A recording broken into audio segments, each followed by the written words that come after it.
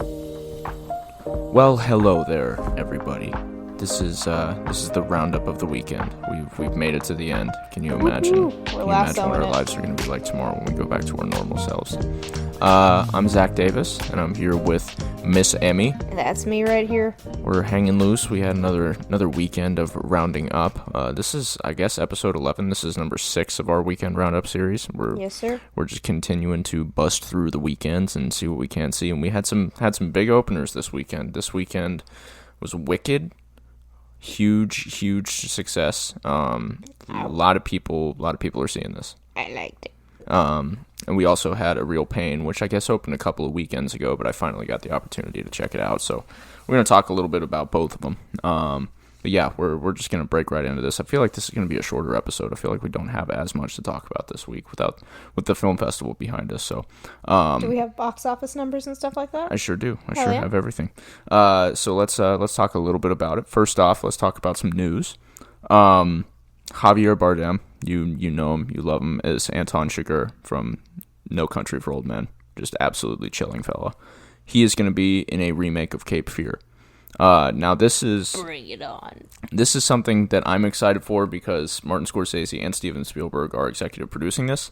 For those of you who don't know what Cape Fear is, it's a 94 thriller movie that was originally starring De Niro. It's actually a remake of an earlier movie, but it's pretty damn scary stuff. Some very chilling behavior from De Niro as the main antagonist of the film. But Max Casey is somebody that lives forever on. Is just one of those horrible suburban wives' tales, I guess. But Cape Fear overall, just a great movie. So I'm excited to see what Javier Bardem is going to be able to do with this role because he's the man for a chilling fella. I love that guy. He's quite a creep. So yeah, Cape Fear. Now this is a series. I think coming to Amazon Prime. Yeah. So it won't exactly be a movie, but still something that I wanted to note just because it's movie-related news. You know, I like to separate TV and movies when we talk about this podcast. I try to avoid most of the series stuff, but you know, we're not sometimes here for TV talk. Maybe one day. Yeah, maybe one day. We're working on that. So next up, there's a new script for Sherlock Holmes 3. Robert Downey Jr. Sherlock Holmes 3. Jude Law is supposedly ready to come back for this. Good for them. I hope they're able to get this off the ground. That'd be awesome to see. Big announcement this week. We got our Oscar host, Mr. Conan O'Brien. Thank yippee. God we moved on from... I'm glad that we've moved on from Kimmel. Yeah, I was going to say whichever Jimmy it is. Yeah, late night Jimmy. One of my co-podcast buddies, Isaiah, actually really loves Conan, so it's gonna be fun to see just how he shakes up the show. Nothing quite like Ricky Gervais at the Golden Globes, but it'll still be fun. Yeah, Conan, sweet, bring it on. We'll have a fun Oscars night. Okay, Denzel Washington, who you may know is in Gladiator 2, which we are not seeing this weekend. I may have talked about this a little bit last weekend, but which we did not see this weekend. We're we will saving be it this weekend. We're saving it, and we'll have some guests coming on the podcast next week to come talk about Swords and Sandals and Denzel Washington with us. It's going to be fun. But Denzel, in the meantime, is he's wanting to come back for some more Equalizer movies. I don't know if this is like a financial push kind of thing, or if I can't remember what studio does the Equalizer, but if they're just trying to get him to flesh it out a little bit more. But he's up for it. He's up for being the hunt down some more bad guys, which good for Denzel. That seems very in character with him. But yeah, he's gonna keep on trucking through. It's gonna be cool. Yeah, thanks Denzel for everything you do. King Kong ain't got shit on you. David Fincher's 7 is coming back to theaters in IMAX. That's going to be the big screen. It's going to be a rousing experience, to say the least. I'm very much looking forward to that. I'm a huge fan of David Fincher in general. 7 definitely one of his bigger movies, and really changed like the scape of serial killer stuff, procedural serial killer stuff for the next several years. Kind of coming to a head with Zodiac, which is another one of his works. I have not seen 7. It's good stuff. It's incredibly creepy. Maybe, do you know anything maybe my about first it? time will be in IMAX. Do you know anything about it? What's in the box? Yeah, that's about right. It's about par for the course. There's basically the plot of it is the killer is recreating the 7 deadly sins. Don't tell me. Well, it's like kind of a core theme of the whole thing, but it's cool. not a plot. I'm gonna discover it all in IMAX. Okay, well, first time. We will go see it in IMAX. People, go see 7 in IMAX if you have a strong stomach. It is very grisly stuff. Just hit the mic a couple times. I'm sorry. That's okay. We'll manage with it. Robert Pattinson has once again joined the Nolan squad. This brings the Nolan squad to, like, for this next movie to just an absolute. I mean, with this cast, astronomical level. I mean, we've got Tom Holland, Zendaya, Lupita Nyong'o. Do we have any idea what the project is, or is it just like an unannounced I heard project? something about a remake of Blue Thunder, which is a helicopter movie from years and years and years ago. But a lot of people were talking about the fact that they think it's going to be like a different kind of adaptation to Blue Thunder. But I don't know. I've heard espionage. I've heard Blue Thunder. I've heard a bunch of different things. I'll believe it when I see it. It's Chris Nolan. I'm excited. Yeah. What was another one? Oh, I saw a really good trailer. It's been out for a while, but I haven't seen it until this weekend. I saw the trailer for Mickey 17 this weekend. I'm just another RPAT note. But here's a trailer that I hadn't. Sorry, did you have more to say about that? No. Okay. Here's a trailer that I hadn't seen until this weekend, but we had talked about it on the podcast because I try to stay away from trailers unless I see them in theaters. Agreed. Because I don't really have a choice if I'm sitting in the theater, which is why I typically try to show up 20 to 25 minutes late to a movie. Legend of Ochi? Oh, yeah. Yeah. I was like, oh, that's what that is. Cool. Yeah. I'm on board for that. Could be cool. Pixar also released a trailer for Elio this week, which is their next project. Yippee. I mean, honestly, like, the trailer comes on and it's just like, that's just another Pixar movie. I don't know. There's not a lot of innovation going on at that studio right now, so, you know, be that what it may. I'm not exactly the person making the movies either, so it's not a whole lot of commentary that I can provide. But Walt Disney is just doing gymnastics in his grave. Yeah, as somebody that keeps their finger on the pulse of, like, the animation medium as a whole, you guys have got to watch Arcane. Oh my gosh, yes. I know we said this is not a TV podcast, but dude, we didn't even watch the last. I think we have 2 episodes left. 2 episodes left in this season. I every episode has a moment where I look at Emily and I'm like, I still just can't believe this show. Like, I cannot believe that it's happening. The variety and the art styles. It's so incredible. It's really, dude, the really story top-notch is stuff. like, oh my gosh. Yeah, I saw this video today, and you may have seen this girl on Instagram before. She does like the thing where it's like, well, I'm looking for a new TV show that has this and this and this, and then she's like, yeah, it has this, yeah.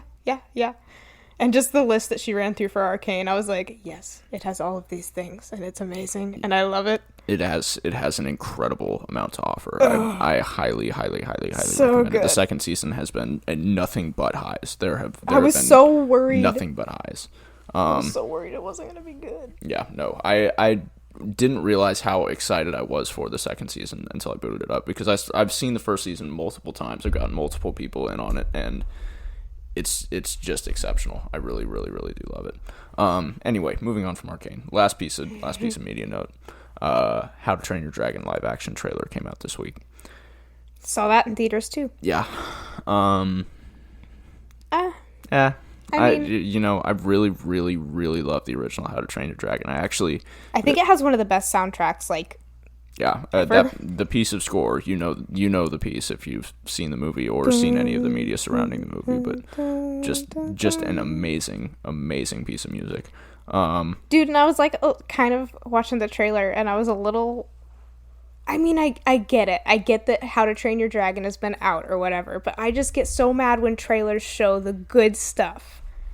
It's not all the good stuff. No, but like some of like the good moments, and it showed like that moment where he touches Toothless for the first time, and that music swells, and their themes like coalesce and like become this beautiful and like they did that. That's just for the trailer though, because in the movie the scene is when he's learning to fly for the first time, when he forgets the paper, when he's making the dive.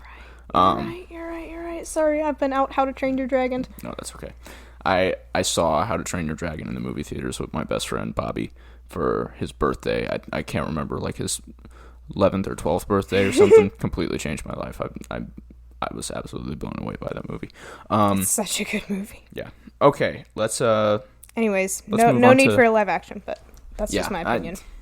It's in a long tradition of adapting animated features to live action now. At this point, like, let's find something else to do. Let's find some original properties to animate, because we like animation over here on the From Cameras to Like, Canisters imagine podcast. it. Like, can you imagine how down bad Ghibli would have to be to start making live action? We're not going to talk about that because 20 years from now, after Hayao Miyazaki dies, that is going to be a reality. Well, You're the one that brought it up. 20 years from now. Huh, dang. Let's not think about that right now. Anyway, that's it for the news. At least all the pieces that I wrote down. There's always news happening, people. You can always find it. Let's talk about the box office numbers from this weekend. First and foremost, as I aforementioned, Wicked is an absolute smash hit. Dude, like, PG musical. Everybody's flocking to it. There's so many showtimes. Yeah, it led the way with $115 million in revenue this year, or in this weekend, which is just bonkers. Gladiator 2, which, I mean, opening the same weekend, made $55 million, which as a rated R epic is kind of expected.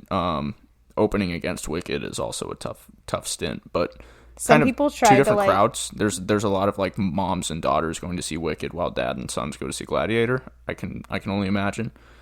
I saw somebody like try to brand it as like a new Barbenheimer. And I was like, that. No, we're not doing this. We're gonna let the Wicked Gladiator. We're gonna let, I think, Glicked. That's what it was. I do remember seeing that. And I was like, no, we're hit him with the glick. The glicky. Moving on now. Gladiator 2 is in slot 2 with $55 million.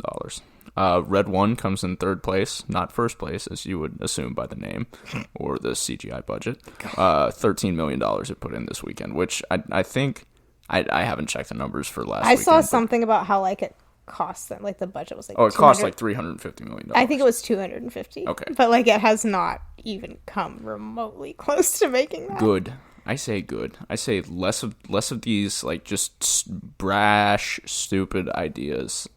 Whatever. There's a meme floating around in the movie sphere right now talking about Dwayne The Rock Johnson's interview where he said he saw Oppenheimer and knew that Red 1 was made for IMAX.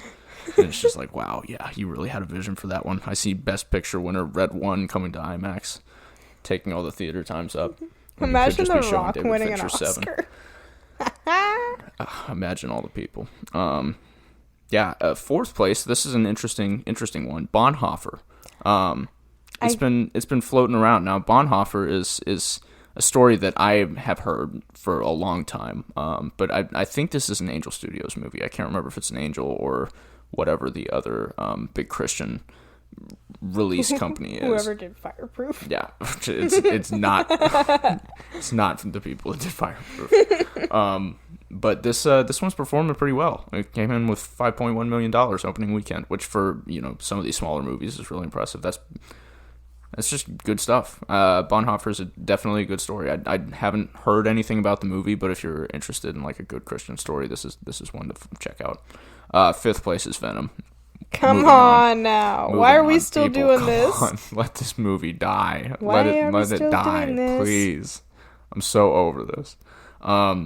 That's it for the box office. Let's get into the roundup. Now, do you want to talk about Wicked or do you want me to talk about it real pain? Let me talk about Wicked. I've been holding I literally saw it and then I went and took Maddie home and I was like, I'm not going to talk about it because I know I have a lot to say about it and I want to save it all for the podcast. Yeah, okay. So what Emily does know is that I saw Real Pain last night, but what she doesn't know is I saw Wicked before that. So I've already seen Wicked. Are you serious right now? I've been hiding it all day, and I've been like... kidding me?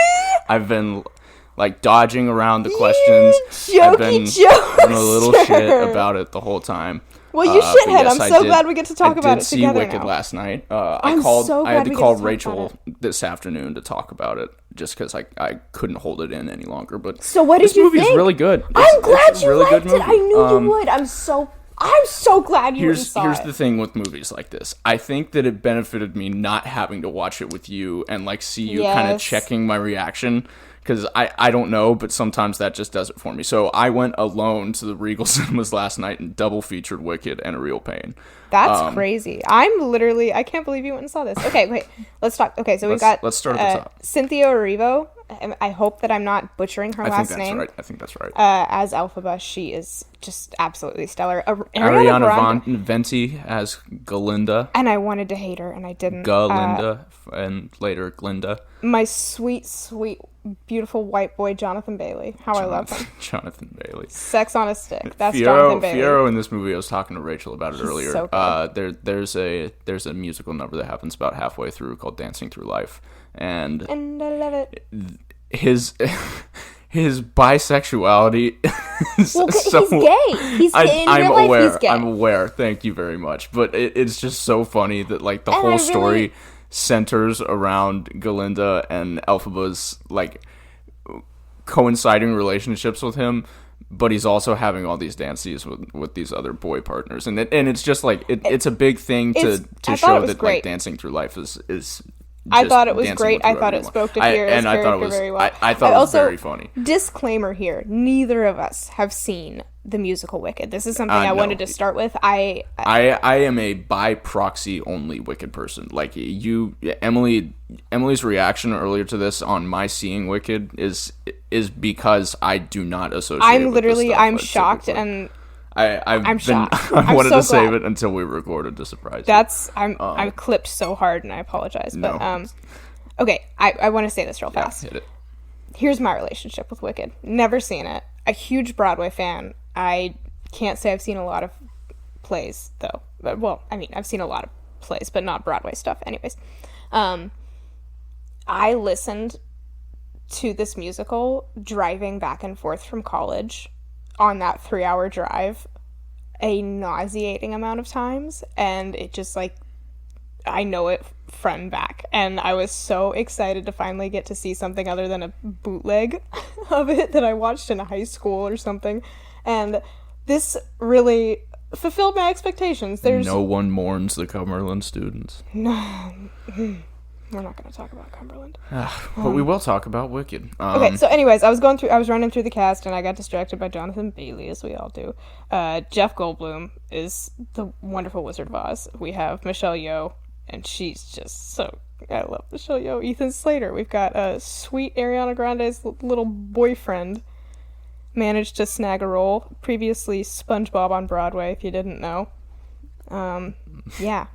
He does great. He does great. I mean, he's a musical guy. This is what he was made for. Yeah.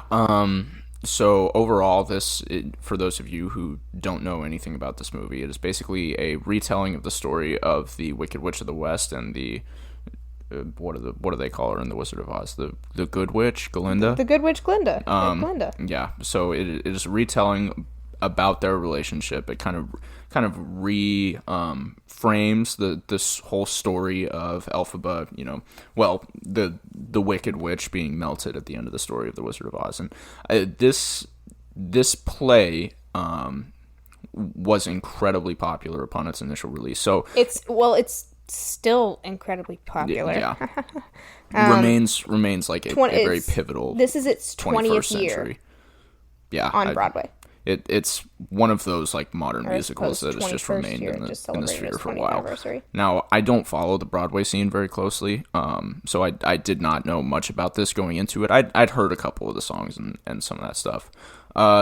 This is a really good story. This is really cool. It's a great story. Way to tell the story. I think the part 1, part 2 thing is going to work out really nicely here. I think the intermission point was really great. The runtime is a little much. Long. It's about a 2-hour and 40-minute movie, and I think the movie is well and truly making good use of that runtime with some of the elaboration of some of the musical numbers. But there's definitely there's a couple points. There's a lot of padding. There's downtime. Yeah. Now, you may have heard that Ariana Grande has been getting a lot of buzz for a supporting actress Oscar for this role as Galinda. I think she really delivers on that. I can't say she has my vote. I wouldn't be mad at a nomination though. I can't. I think that she is definitely going to be in the running. A hardcore Kristen Chenoweth fan over here. I had very low expectations for Ariana Grande, especially seeing the trailers, and like the only thing that ever really caught my eye was her doing the toss, and she killed it. I thought I was gonna watch this movie and be like, oh, and wow, this is so good, and there's Ariana Grande, really, but no, she is Glinda. She is massively physical during her musical numbers, and just like in general, her whole shtick is being, you know, the belle of the ball. She is the one to be on the lookout for, and she very well conveys that and has like a really good sense of the amount of space she's taking up on the screen. Now, like I said, with the musical numbers, she is just off the chain. I mean, she's jumping off walls, she's floating around on chandeliers, she's doing all the like, work. Her feet like sticking out at like, and I have to say about the musical numbers, just like you said that, and it immediately sparked this in my mind. I loved the choreography so much, and I loved the inclusion of like the marching in the music and stuff, because that's in all the ensemble numbers.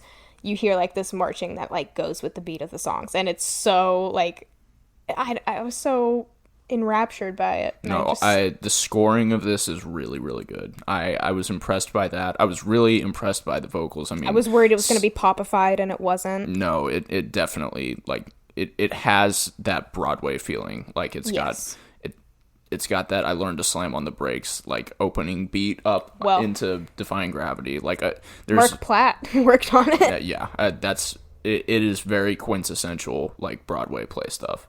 Now I was unbelievably floored by Cynthia in this movie. I think she is off the walls. She does some vocal runs in here that will make you like want to stand up and clap. The end of The Wizard and I was oh my gosh, The Wizard and I was my favorite number.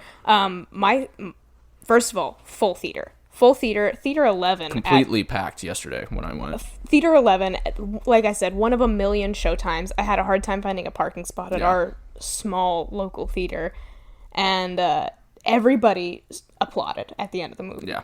After Defying Gravity, everyone stands up and is just, oh my gosh, well deserved. The last 15 minutes of this movie are well and truly like applause worthy kind of stuff. It is really an excellent crescendo and exit from the movie. Defying Gravity has been stuck in my head all day since last night. Like I said, The Wizard and I number, like, oh my gosh, I was listening to it on the way home, and just because I had to, and I just kept seeing her running through that field, and just that jump sequence. And like, oh, it's so good, it's so well done.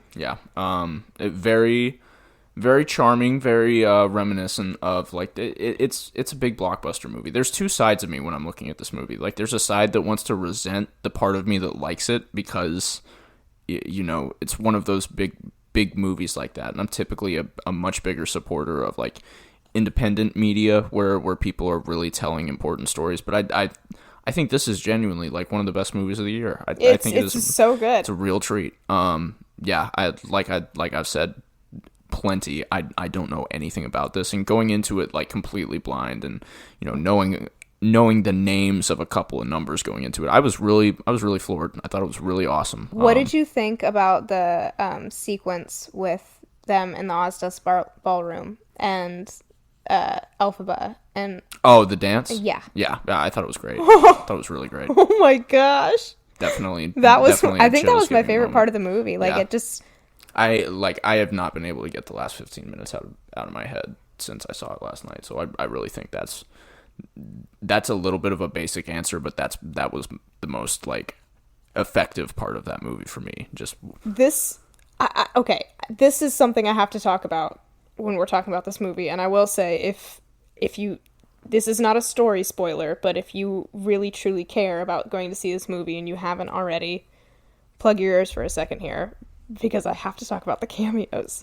And I don't know if this was marketed. I think that they might have talked about having the cameos, but I don't know if they announced when they were going to do them. The two women that do the bit in front of... Adina Menzel and Kristen Chenoweth. Okay, that's the original... I didn't know they were them. But OG Elphaba Glinda. When it happened, I was like, gosh. I 100% guarantee you that these ladies are involved with the play in some way. I was like, I know that has to and be they true. did so good. And like literally... Okay, maybe Idina Menzel hitting the riff was a very, little gratuitous. No, but nevertheless, like I said it earlier, I love Kristen Chenoweth so much. She cracks me up, and she just, oh my gosh, I loved it. No, okay, spoiler over. Yeah, I thought Jeff Goldblum was really, really funny in this. Like, I was pretty surprised by how good he was. I didn't know Peter Dinklage was in this. Yeah, I didn't know until I heard his voice. I know, and then I looked at Maddie, I go, that's the guy from Game of Thrones. And he has a musical number that he does a surprisingly good job with. Yeah, everybody that I was a little nervous about singing, like Jonathan Bailey, I don't really know a lot about him as an actor. I don't know if he has any musical theater background or anything like that. I don't know how auto-tuned it was. It sounded good. No, he was really great. I thought that his number in particular was like a highlight of the movie with the way that the visuals are working and like I said, how he's just spinning in and out with everybody earlier. Yes, oh my gosh, it's so great. And Ariana's reaction to everything is just awesome. She's really truly on point in this movie. I think she's fantastic. I really wish, like, I know the story doesn't allow for it in this part, and I know we'll obviously get more screen time with him in the next one, but I wish he had more screen time. Like, I just think that he's like so energetic and magical on the screen, and now so handsome. I was talking to Rachel about this earlier. Do you think they're going to go book route, or do you think they're going to go play route with his character? Because without saying too much about it, I just want to ask that question. I hope that they go play route. I imagine they'll go play route. It would make sense. I can't see them doing something on this large of a scale, especially with how much of a blockbuster this one has been. Yeah, for sure. And them make it a lot more accessible. Yes. I was talking about that a little bit earlier in the light of some of the I mean, the only like remotely testy scene thematically is in the beginning, like the very beginning, when it's introducing the story of how Elphaba was born, and it basically is her mom cheating on her dad. And there's like a 4 or 5 line sequence between the two of them that's pretty testy, but it's really a great sequence. Not exactly Chicago, but I don't know anything about the play, and I'm going to continue saying this, but Rachel was saying that she was surprised it made it into a PG movie, and I'm like not. I think this works really, really well as a PG movie. I like for the themes it's able to convey, because it's very clearly having a conversation about race. It's having a conversation about propaganda, just some deeper stuff like that, and also like I think pretty resonantly and pretty effectively. I was impressed to see how it handled those like more mature themes going into this, and especially like the complexity of the relationship between Elphaba and Galinda, which is just this movie really is so girlhood stuff. That I really liked it. I liked it a lot, and I didn't think I'd like it that much. Yeah, because I believe you me. I was the only reason I went and saw it is because I've been hearing an insane amount of buzz behind it, and I've heard all the things about Ariana Grande being like best supporting actress stuff, and I was like, I'd be an idiot to miss out on this. So she's so good. So last night I was sitting at home and I was just talking to some friends, and I was like, you know what, I'm gonna do it, and I'm gonna surprise Emily on the podcast tomorrow. So regardless, color me purple. That's what Cynthia. She was in that on Broadway. Yeah, The Color Purple. The Color Purple, not the movie though. Okay. The Broadway play. Yeah, there's a Spielberg movie from years ago, and then there's the remake of it that I think came out last year. And well, the remake I think is based off of the play. Okay. Yeah, the original Color Purple is a lot more. That's when I first saw Cynthia Erivo. And I can't remember the name of the song. I can't remember how the song goes, but I just remember seeing this one clip of her on Instagram singing this.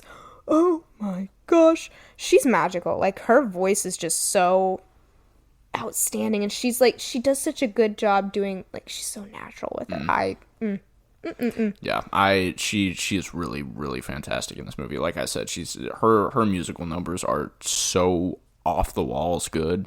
I really think that if you are even a little bit into musicals, this is worth checking out. Now, one of the things that I mentioned when I was talking to Rachel earlier was that I don't think this is like a fitting and legendary entry into the long running tradition of Hollywood musicals. No, No. I don't think it needs to be that. I just think it needed to be a movie of the year because it's got like a lot of Dune vibes for it. It just in the sense that it's, you know, this adaptation of this property that's a big deal, and it's really hotly anticipated that somebody's going to be able to make this work. And I think that who was it that directed this? Because he was the same guy that did In the Heights. John. He's good. He's really good. Keep talking. If you guys know John, this is really fun. I really think this is a fun, good blockbuster movie that you can take anybody to go see. John M. Chu, thank you.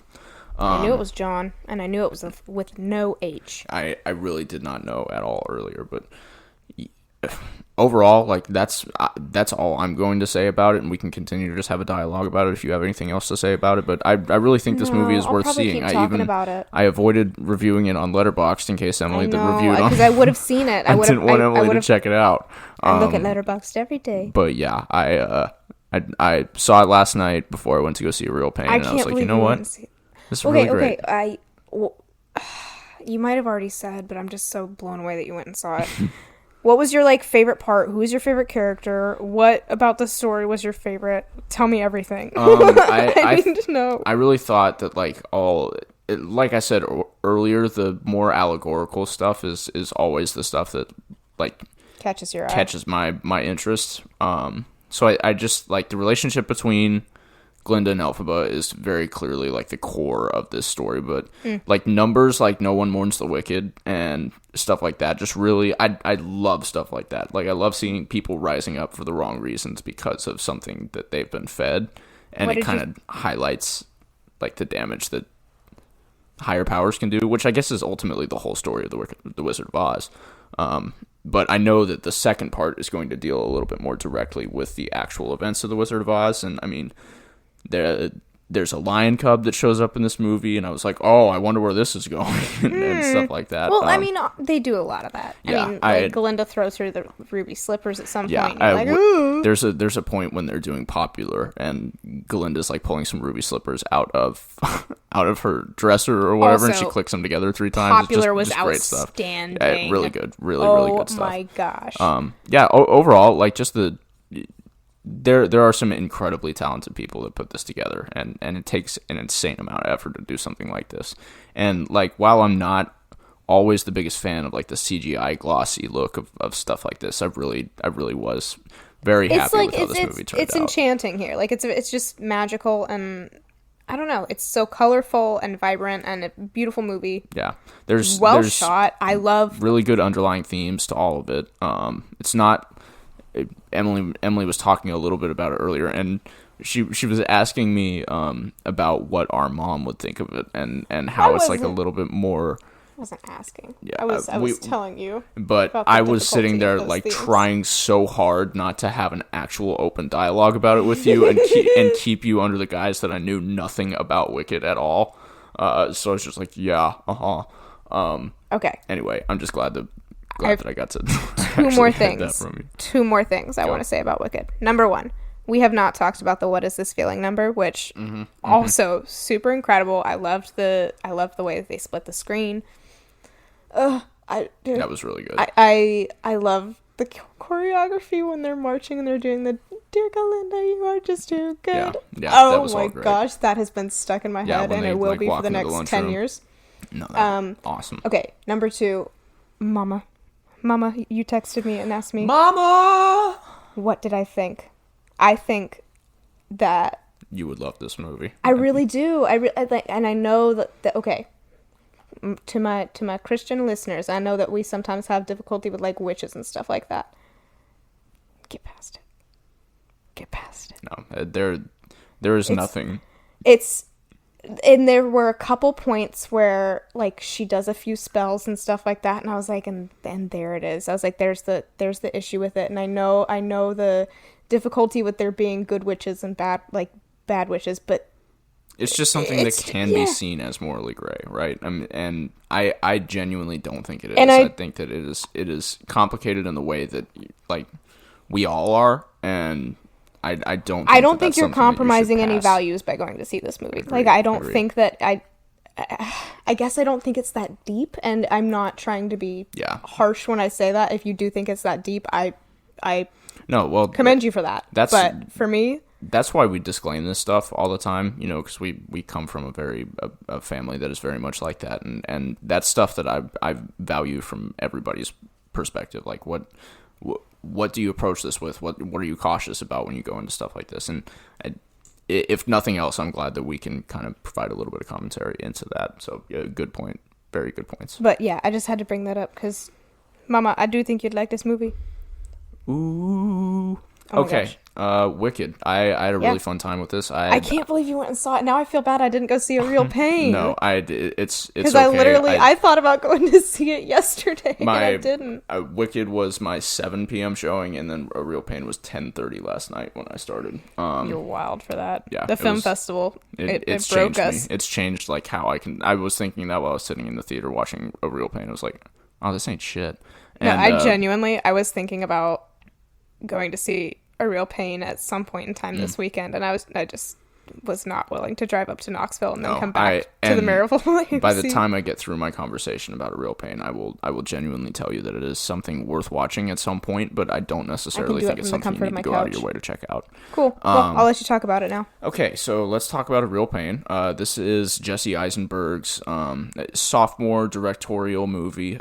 He had done another movie previous to this, but it didn't really get a lot of traction from what I understand. This stars Jesse Eisenberg and Kieran Culkin as the lead characters. They are two cousins that are going on a trip to Poland together in the wake of their grandma's death. Now, this is a really interesting character study. It's very comedic in tone as Eisenberg intended it to be. He's very much a fan of this comedy. I was actually listening to an interview between him and Sean Fennessy, one of my big podcast influences earlier. And he was talking about how he wanted to make this a comedy that was originally about him and a friend getting lost in Mongolia.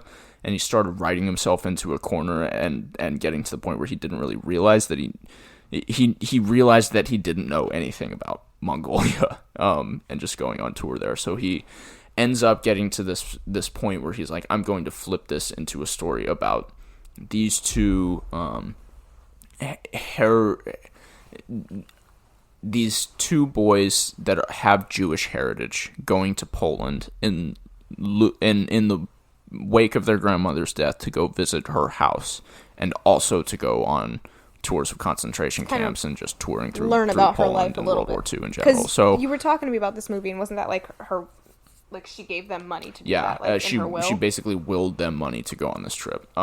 It becomes clear at a point that Kieran Culkin's character was, like, way closer to her than Jesse Eisenberg's character is, and Eisenberg is very good at doing what he is best at, playing, like, a very cold, kind of calculated character, but he also is very OCD in this movie. Touch of the tism. And he's just very smartly playing this to his strengths, and also like finding some new ones.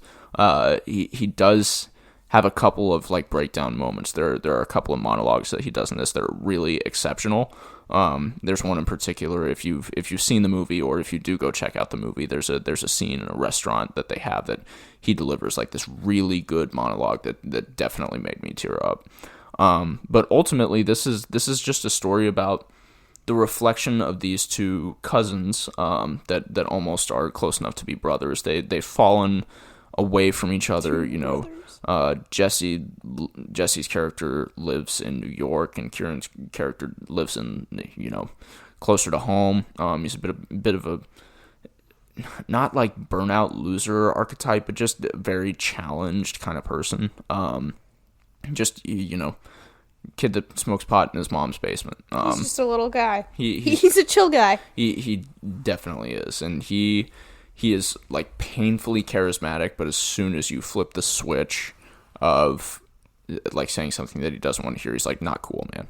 It's like, that's not cool at all, and his whole mood shifts. Kieran Culkin has another, you know, branching off of this from Wicked and the supporting best actress. Kieran Culkin is hotly talked about for supporting actor, and there's some interesting sympathies around that. I think he is really stellar in this movie. I think he has to be working really hard to make a lot of this movie work.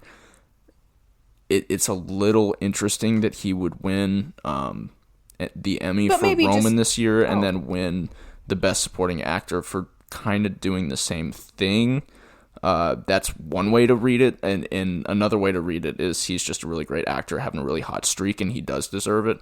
I'm going to leave that up to Guy Pearce's performance later this year in The Brutalist, because I've been hearing that's the one that's going to beat it out. So Brutalist boys. Staying on the Brutalist train. Yeah, I really liked this movie. I think it really well juxtaposed this self-searching and searching of each other that these guys are doing. Now they go on this tour and they're with a group of several other people, and as you can imagine, these are people that are interested in the history of their forefathers, their Jewish forefathers that were damaged during World War II. There is one guy that's there from South Africa, or from Rwanda specifically, somebody that survived the Rwandan genocide, and he's there to relate and to kind of feel out his own experience by seeing this experience. And there's a lot of that. There's a lot of just juxtaposing how menial our personal trials are compared to the trials of Jews in World War II. And it's really interesting how it approaches that. Like Kieran Culkin's character has a breakdown at one point while they're on a train in first class. And he has this moment where he starts freaking out because he's like, we're on this tour trying to, honor our forefathers in some capacity, but they were riding in the back of the train to the death camps. Here we are riding in first class having a lunch, and he's like, how's that honoring them? And he goes on this whole rant, but that's also just another part of his character. It's not nearly as deep as I'm making it out to be. It's very much like a showing of him having a breakdown at a moment like that, and it's really interesting stuff. I ultimately think this is a much better character study than it is a comedy. It does not have nearly as much comedy as you would expect. That's one of my things about it is I feel like this was marketed more as a comedy, and that was why I wanted to see it. But also as somebody who has a love for all things World War II, I probably would have gone to seen it. It authentically does have a lot of good comedy.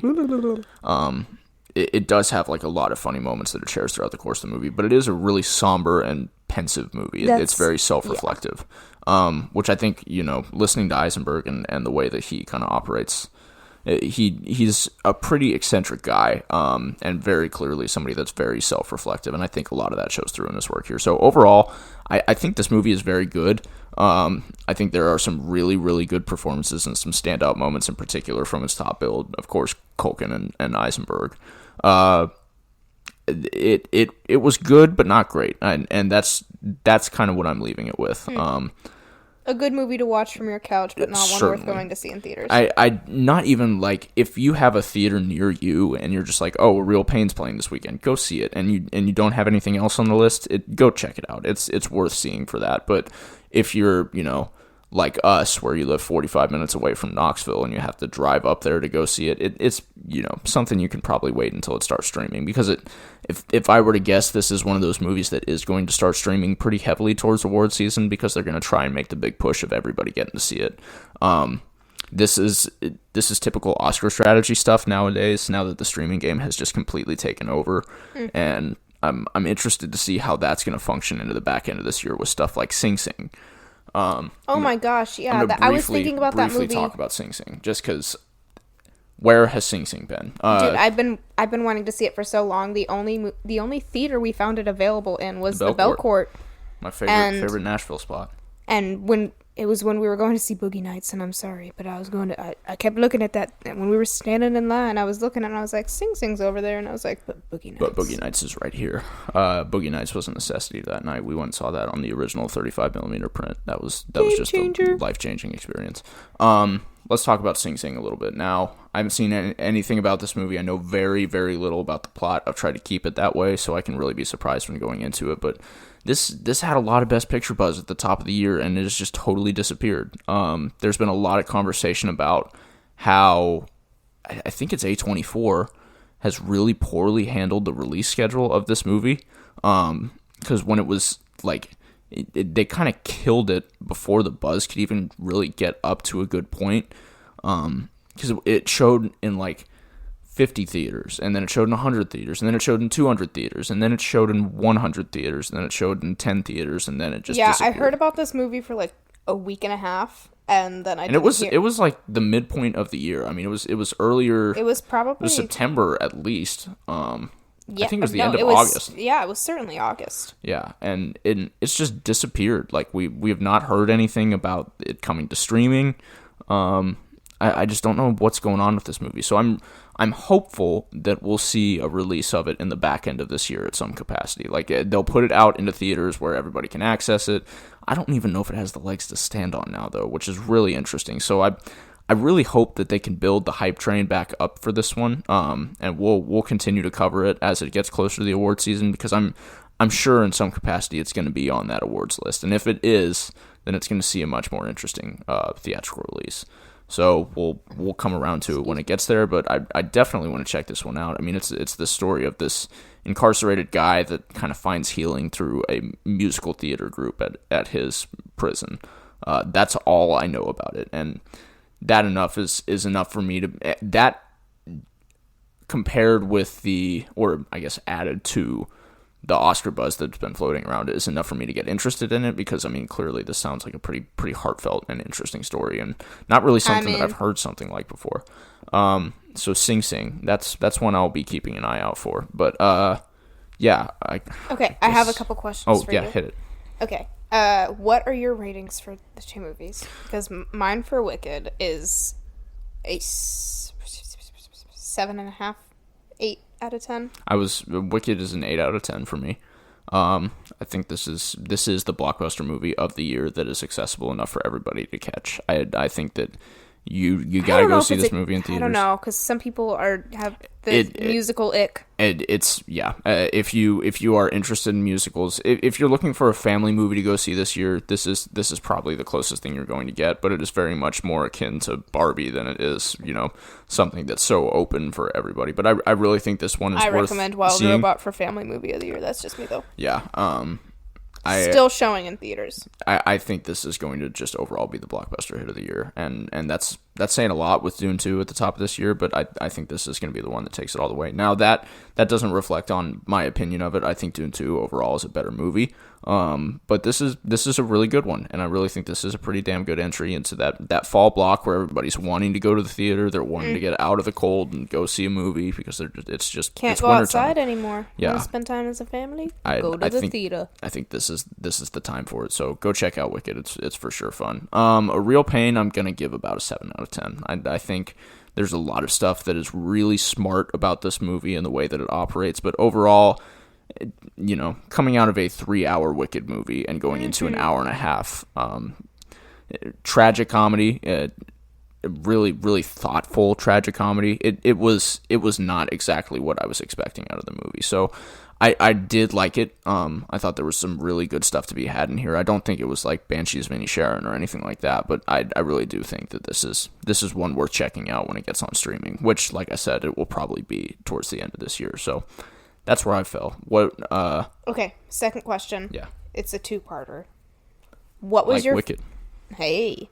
What was your favorite performance from each movie, and what was your favorite performance out of the two, overall? I think Cynthia was my favorite part of Wicked overall. I think that without her doing all of the work as Elphaba in that movie, it does not work. And I like Ariana Grande is really great in it, but this movie does not work without Cynthia.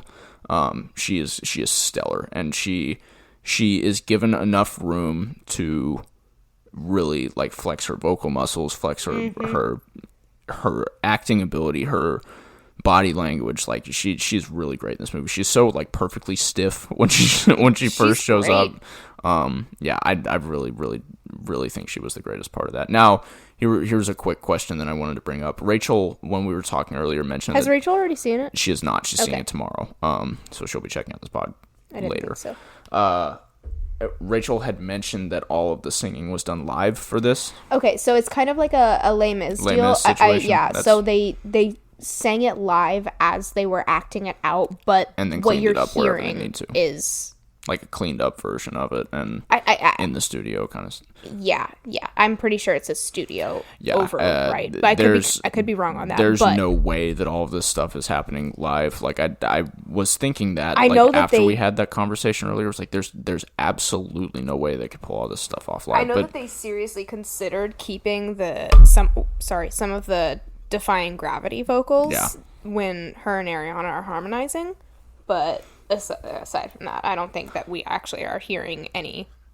Regardless, I'm thoroughly impressed. Nevertheless, I mean, gosh, they're still standing there in front of a microphone singing it, even if they're not. Sorry for that nice mouse smack. Okay, Kieran Culkin, I think is the best part of A Real Pain. I really think Jesse gets like a couple of good moments to, like I said, flex his muscles in familiar and unfamiliar ways. He's really, really good in this. But Kieran's like on another level right now. He after his Roman Roy thing, he's just really cooking it out. And I love Kieran Culkin. It's a lot of the similar thing. It's Roman Roy without the money in this one. I mean, it is very much like bring it on. Yeah.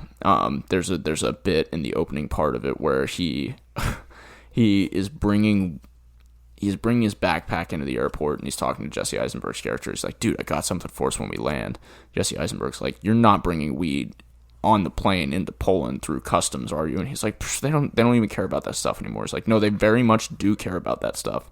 And then they get to the hotel in Poland, and you find out that Kieran Culkin shipped the weed to the hotel. So Jesse Eisenberg's character has been freaking out this whole time that they were going to get arrested in customs, and it's just like that is the level of frustration that continuously happens between these two guys, which is something like kind of relatable to me, just as a guy that's had a lot of those kind of friends over the course of my life and have been that kind of friend a lot of my life.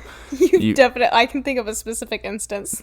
It's just stuff like that where you're just like, you can't. There's no way you're not doing this on purpose.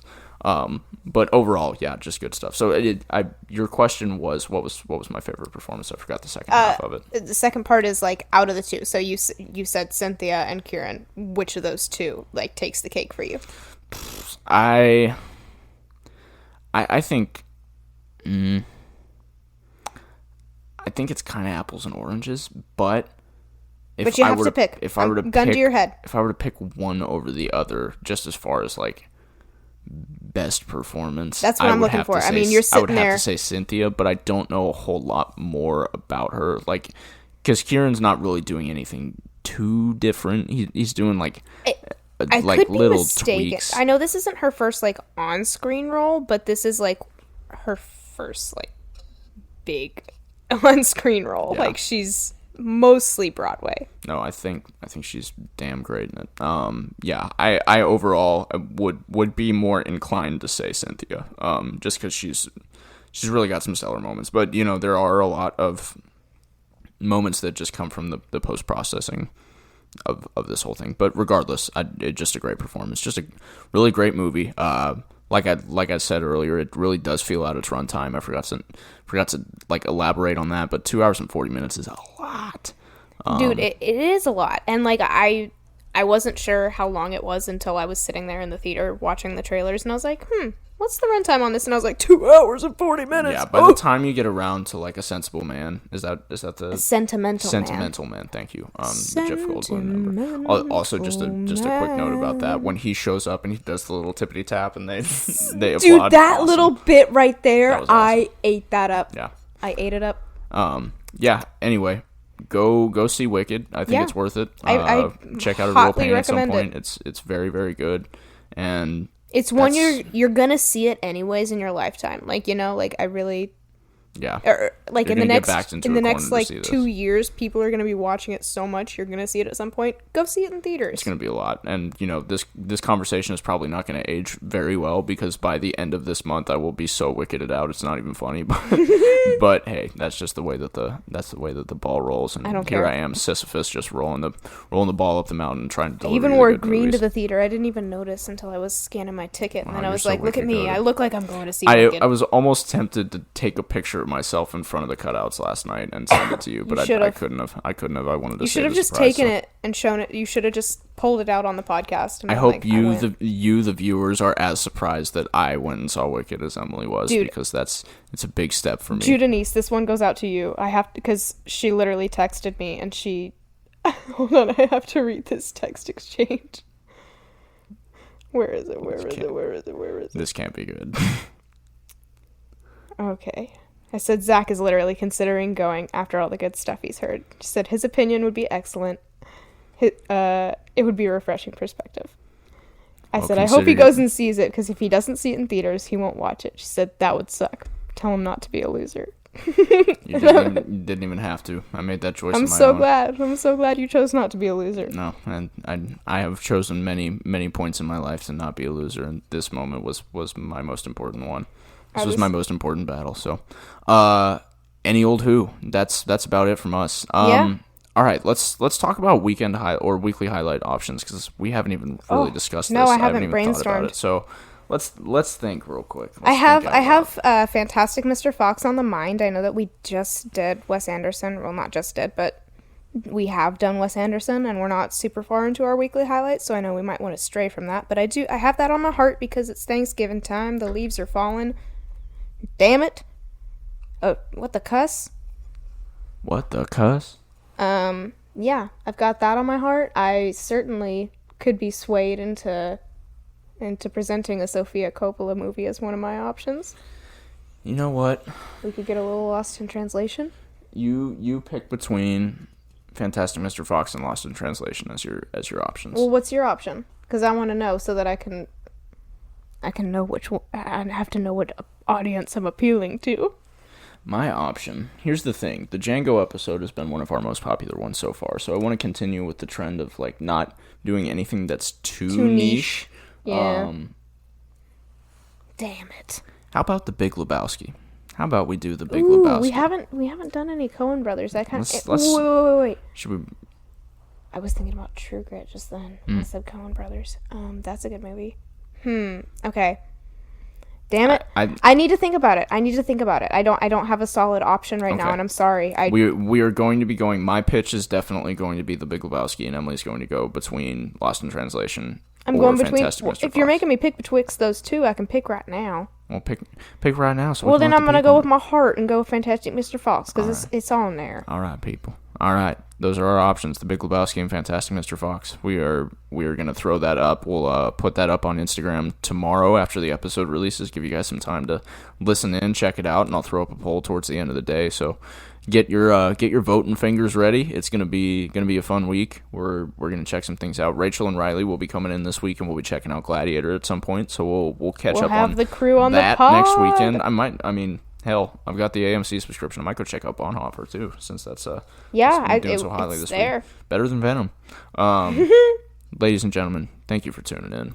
This fleshed out pretty nicely, I think. Yeah, I was worried it was going to be a short episode. It was going to be a short episode because Emily was the only one talking about Wicked. I was panicked about it. I was like, oh my gosh, we only have 2 movies to talk about, and I have to talk about Wicked. That could not have gone over any better. I'm so excited that you saw it. It's good shit. Okay. Good night, boys and girls. Have a good rest of your evening. We'll be around. DM us if you think of anything in the meantime. And sayonara. Have a good week. Have a lovely week. And we'll catch you. We'll be back on Thanksgiving. With Fantastic Mr. Fox. It'll be a nice, crunchy fall weather kind of movie. So, or the Big Lebowski. You never know. We could be talking about Julianne Moore on a swing. All right, people. Adios.